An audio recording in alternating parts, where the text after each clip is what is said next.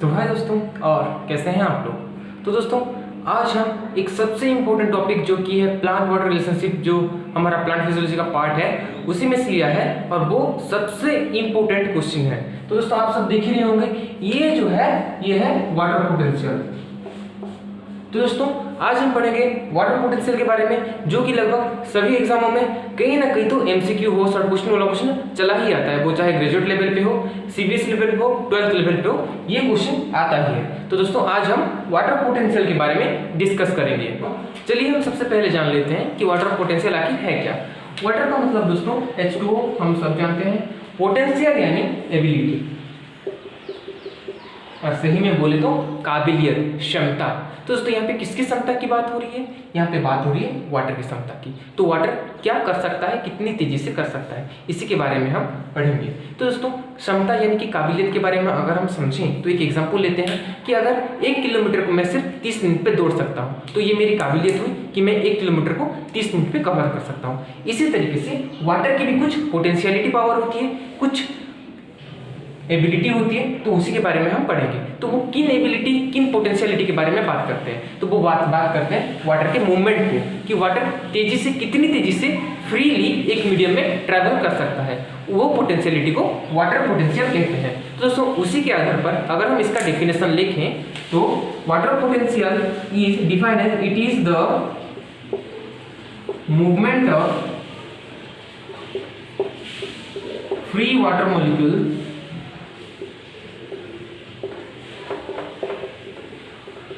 in an system or medium। यानी दोस्तों एक फ्री वाटर मॉलिक्यूल के वाटर मूवमेंट एक मीडियम में कितनी तेजी से यानी कि कितनी जोर से हो रहे हैं, उसी पोटेंशियलिटी को हम वाटर पोटेंशियल कहते हैं। तो कितना जोर देकर एक वाटर का मॉलिक्यूल, फ्री वाटर का मॉलिक्यूल कितना एनर्जी देकर एक मीडियम से दूसरे मीडियम में ट्रैवल कर रहा है, मूवमेंट कर रहा है, उसी पोटेंशियलिटी को हम वाटर पोटेंशियल कहते हैं। ये जो वाटर पोटेंशियल है दोस्तों, ये इसका नाम हम ग्रीक से लाया गया है, ग्रीक से वाटर पोटेंशियल का नाम लाया गया है। इसका सिंबल है साइ, जिसे कि इस तरह से डिनोट किया जाता है, और उसका जो यूनिट है वो है पास्कल। तो दोस्तों इसमें हमने जाना कि वाटर पोटेंशियल यानी वाटर की क्षमता, किस चीज में क्षमता, वाटर के मूवमेंट की क्षमता एक ही मीडियम में, और उसको सिंबल साइ से डिनोट किया जाता है, और उसका यूनिट जो होता है दोस्तों वो होता है पास्कल। तो इसी वाटर पोटेंशियल के बारे में आइए कुछ और जानते हैं। अब हम बात करते हैं हायर वाटर पोटेंशियल और लो वाटर पोटेंशियल के बारे में। अगर एक वाटर पोटेंशियल हाई है तो सॉल्यूशन का कितना ज़्यादा हो सकता है, अगर किसी सॉल्यूशन का वाटर पोटेंशियल लो है तो वो कितना लो हो सकता है। तो पहले दोस्तों हम इन दो कंटेनर को एग्जाम्पल की तरह लेकर समझते हैं। तो कंटेनर ए में क्या है, वो पूरा का पूरा प्योर वाटर है।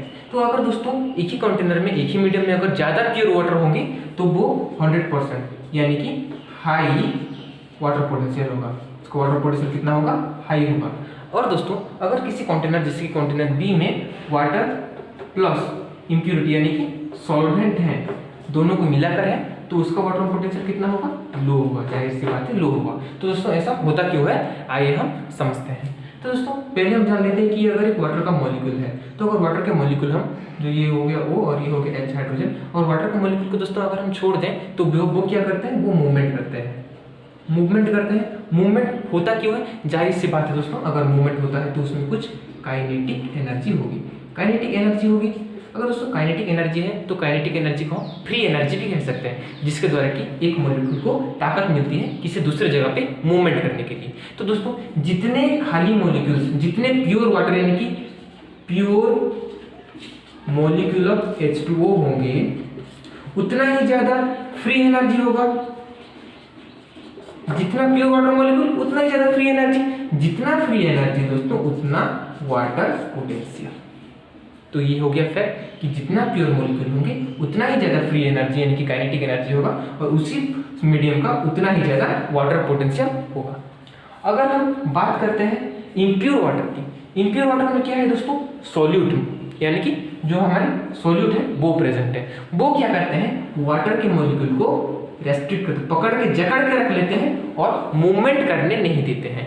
इसी के कारण दोस्तों क्या होता है, जितना सॉल्वेंट होगा उतना ही उनका वाटर पोटेंशियल क्या होगा, लो होगा, कारण उनका जो काइनेटिक एनर्जी है वो डिक्रीज हो जाएगा। तो दोस्तों इसी से हमने समझा कि जितना प्योर वाटर होगा उतना उनका क्या होगा, वाटर पोटेंशियल हाई होगा।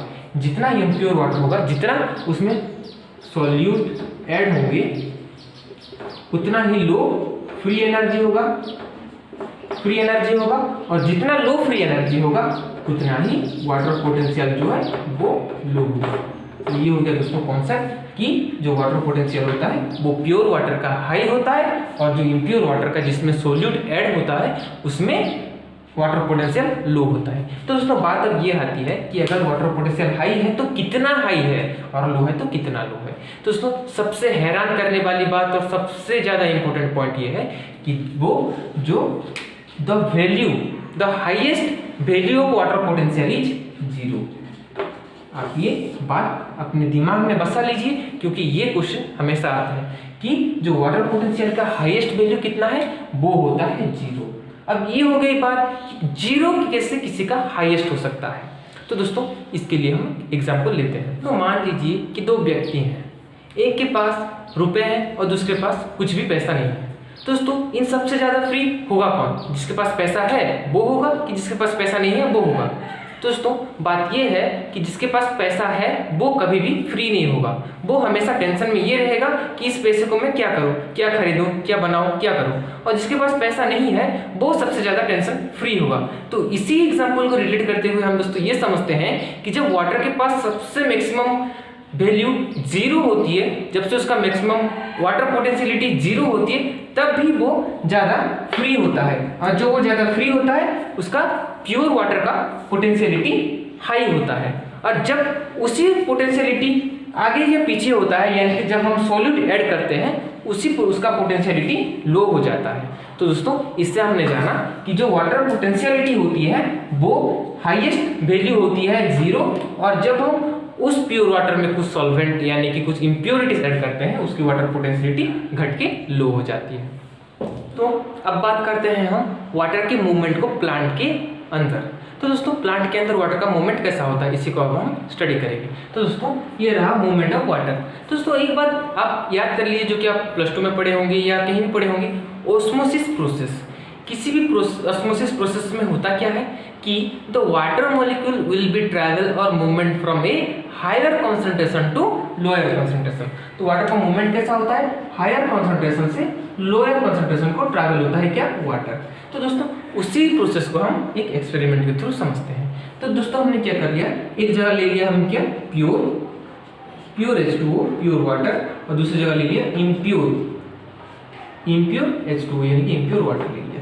तो जाहिर सी बात है दोस्तों, जो प्योर वाटर होगा उसका वाटर पोटेंशियल क्या होगा, उसका वाटर पोटेंशियल हाई होगा, और जो इम्प्योर साइड का वाटर पोटेंशियल होगा वो क्या होगा, वो लो होगा। और इन दोनों के बीच में हमने क्या किया, एक सेमी परमिएबल मेम्ब्रेन बना दिया।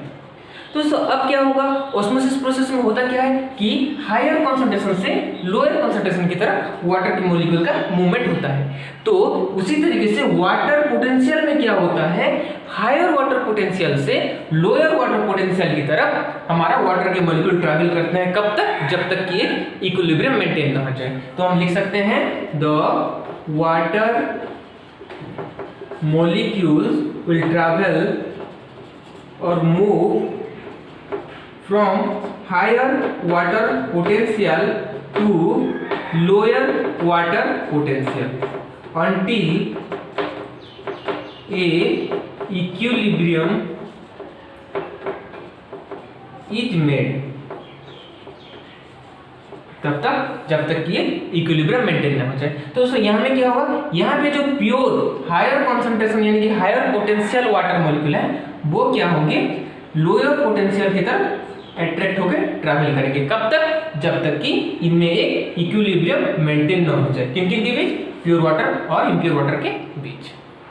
हम मूवमेंट ऑफ वाटर को एक रियलिस्टिक वाटर एब्जॉर्प्शन जो कि रूट में होता है उसी एग्जांपल को लेके समझते हैं। तो दोस्तों यहाँ पे हम पहले समझ लेते हैं कि दो मीडियम है। पहला मीडियम में एक रूट है और दूसरा मीडियम हमारा है द सॉइल, जहाँ पे कि वाटर कनेक्टेड है। तो दोस्तों इसमें वाटर पोटेंशियल की थ्योरी कैसे काम करती है? Water potential tell that the water can be move from higher water potential to lower potential. तो रूट वाटर को एब्जॉर्ब करेगा कब? तभी करेगा जब वाटर का वाटर पोटेंशियल क्या होगा दोस्तों? लो होगा। और वाटर पोटेंशियल लो कब होता है? जब सॉल्यूट ज्यादा होता है, सॉल्यूट हाई होगा तो उसका वाटर पोटेंशियल लो होगा, किसका? रूट का।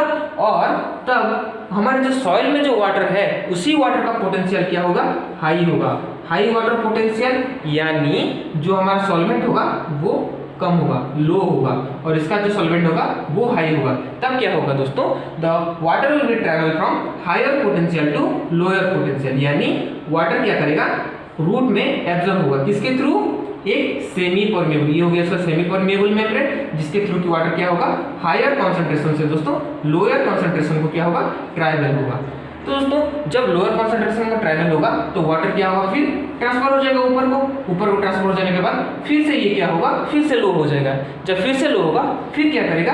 हायर कॉन्सेंट्रेशन से वाटर को फिर से अंदर एब्जॉर्ब करेगा। तो दोस्तों यही है थ्योरी वाटर पोटेंशियल की, जो प्लांट की फिजियोलॉजी में काम आती है, वो वाटर रूट के वाटर एब्जॉर्प्शन में काम आती है। कैसे? कि जब वाटर रूट का वाटर पोटेंशियल लो हो जाता है वो क्या करता है? सॉइल के जहाँ पे प्योर वाटर प्रेजेंट होते हैं, जिनका वाटर पोटेंशियल हाई होता है, उनमें से एब्जॉर्ब करता है। जब एब्जॉर्ब करने की कैपेसिटी खत्म हो जाती है, वो स्टक हो जाता है। स्टक होने के बाद क्या होता है? वाटर जो है प्लांट स्टेम के थ्रू ब्रांच और लीफ में चले जाते हैं। तब चले जाने के बाद रूट की वाटर पोटेंशियलिटी फिर से डाउन हो जाती है, फिर से लो हो जाती है। तब क्या करता है? सॉइल के वाटर से वो फिर हायर पोटेंशियलिटी से फिर एब्जॉर्ब करना शुरू कर देता है और अपने अंदर स्टोर करके रख लेता है। तो दोस्तों यही हो गया हमारा वाटर पोटेंशियल का एग्जांपल।